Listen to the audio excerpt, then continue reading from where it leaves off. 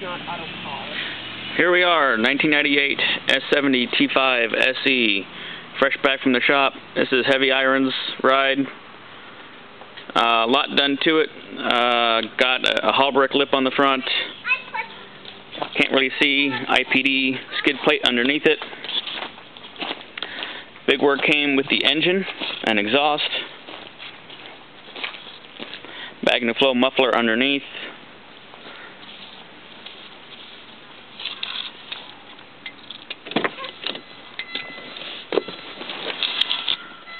Here's where all the good stuff is.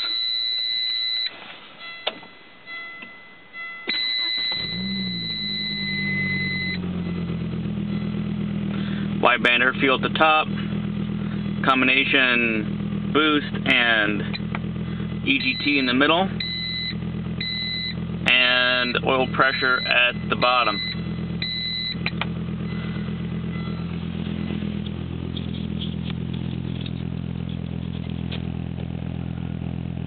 Exhaust sounds real good.